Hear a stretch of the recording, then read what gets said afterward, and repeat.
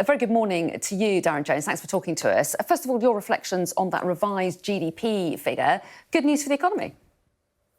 Well, I mean, we have this conversation every few weeks, I think, where a 0.1% change in economic growth is reported. And, I'm happy to take a 0.1% increase in economic growth, but it needs to be much, much more than that, not least because the price of the things that we pay for, the cost of living crisis, is still a real issue for people. And when you compare the UK to other major economies, we still have some of the lowest growth across those G7 major economies. So there's more to be done. And I also want to ask you about the IFS, the Institute for Fiscal Studies report out this morning, which says that the government is on course to oversee the biggest tax-raising parliament since records began. What do you make of that? Well, I mean, it's not a surprise to anyone because we've all been experiencing these constant Tory tax rises over many, many years. And the big question that I and many people ask is, well, what are we getting for our money? I mean, we've been increasing the amount of taxes, the Tories have been increasing the amount of taxes people pay. We've been paying those extra taxes. And when we look around us, everything seems to be broken. We've got buildings falling down, backlogs in the national health system, the economy either at no growth or low growth, people struggling to be paid enough in order to pay the bills at home.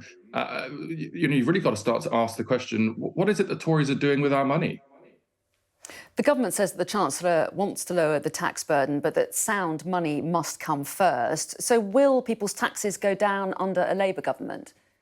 Well, can I just say, I mean, sound economics must come first. I mean, really, the reason we're in this position right now is because the Conservatives crashed the economy. I mean, it was only a year ago that Liz Truss and Kwasi Kwarteng kind of took to political vandalism, and we're all paying the price for it. And that's on the back of another 11, 12 years of failed economic policy. So it's all well and good Tory ministers saying that they have a hope or an intention to cut taxes, but the reason we're in this position is because they failed hopelessly in the first place.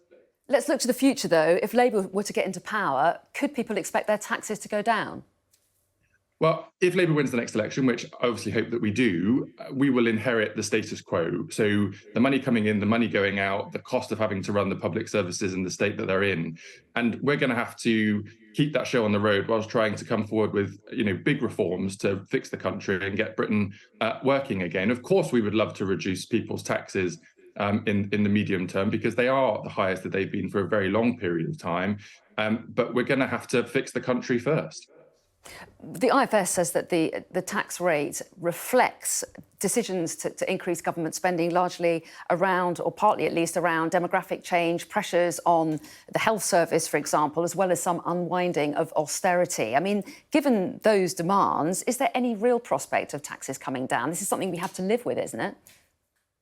No, I mean, the demographic change is right. Of course, the IFS has the data that shows that the population is generally getting older, and when you get a bit older, you need more help from the health and social care system.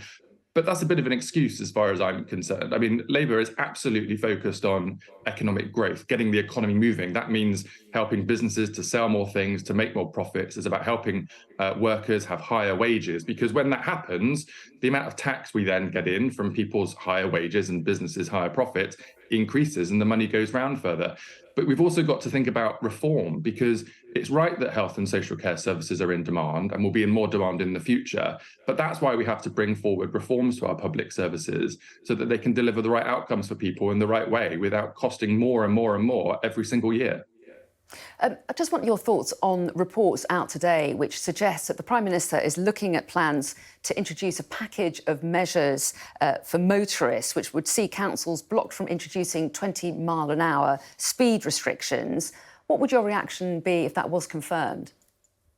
Well, Labour has never said that there should be 20-mile-per-hour zones across the country. This is not, I think this might be one of Rishi Sunak's I probably shouldn't say made up, but odd policies, the 7 bins, the tax, the carpooling, the 20 mile per hour. I mean, I think the Conservatives are just trying to create dividing lines for an election. In the past, this has been a decision for local councils, and different councils have taken different views in different areas. But this was certainly not something that was being driven at a national level by the Labour Party or anybody else. So do you approve of 20-mile-an-hour zones? Do you think they're a good thing for our cities? I think it depends on what local cities and the people in those cities want in their area, and that's a decision that should be taken locally. And I do want to ask you about IPP sentences, if that's OK. We've got a special report today looking at the fact that there are nearly 2,900 prisoners under IPP sentences still in prison. What would a Labour government do about them? Would they commit to resentencing? Well, I mean, some of the cases that have been in your news stories today have clearly been deeply distressing. But this is a very complex area of law. There are many prisoners who have been subject to these measures.